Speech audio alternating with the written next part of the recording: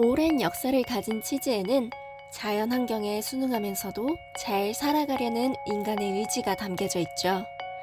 알프스 산악지대에서 만들어지는 알파인 치즈도 그렇습니다. 케라와 치즈한 이야기.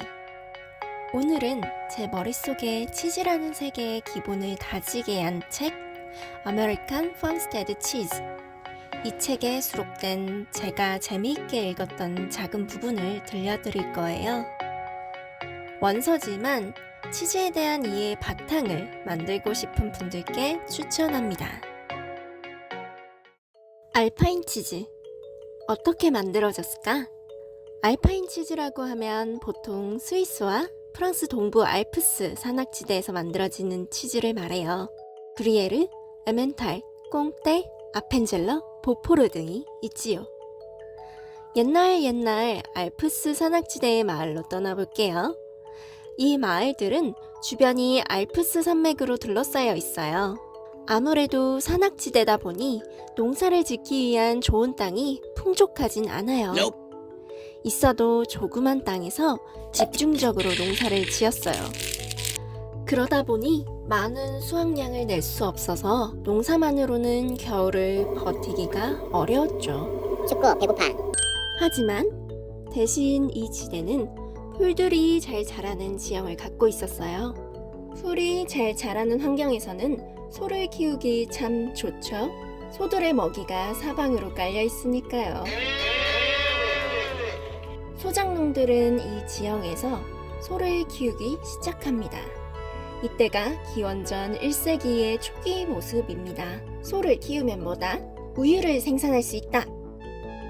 그런데 겨울을 버틸 수 있는 식량이 필요했잖아요. 우유를 오래 보관할 수 있도록 생산한 우유를 치즈로 만듭니다. 처음에는 마을에서 가까운 낮은 지대에서 소들에게 풀을 먹였어요. 생산한 우유로 치즈를 만들었고요. 이때의 치즈 사이즈는 작았을 것으로 추측합니다. 마을이 가까우니까 치즈를 마을로 옮기기 쉬워서 굳이 크게 만들지 않았어요. 크게 만들면 무겁고 힘들거든요. 하지만 낮은 지대만으로는 성이 차지 않아요.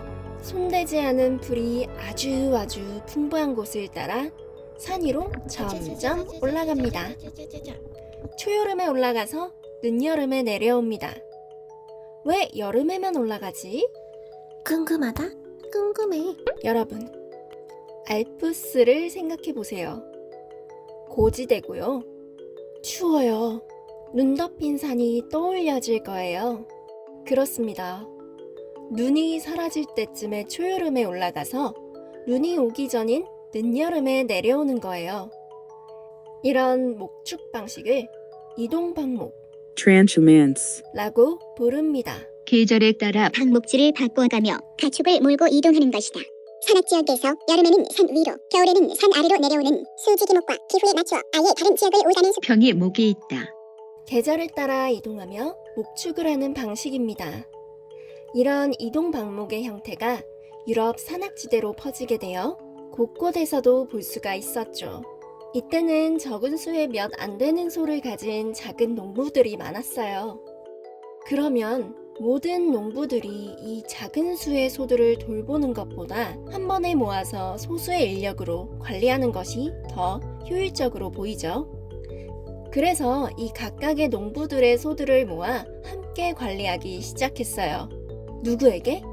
누가? 전문적으로 소를 돌보는 카우맨들한테요. 나는야 카우맨. 이렇게 모아진 한 그룹의 소는 보통 70두 이상이었고요. 이 소들을 돌보는 카우맨들은 계절에 따라 소들과 이동하며 풀을 먹이고 우유를 착유하면 치즈를 만들었어요. 이렇게 많은 수의 소들을 모아 착유하면 많은 양의 우유가 생산되겠죠?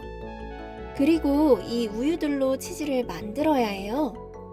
조금은 규모가 있는 시설이 필요해요. 아까 초여름부터 늦여름까지 소들이 산으로 올라간댔죠?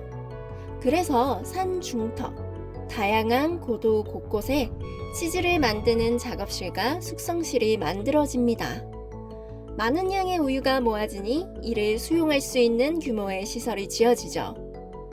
이 카우맨들이 여름 방목 시즌에 소들을 산으로 데리고 올라가 풀을 먹이고 우유를 착유하면 이 시설에서 치즈를 만들었습니다.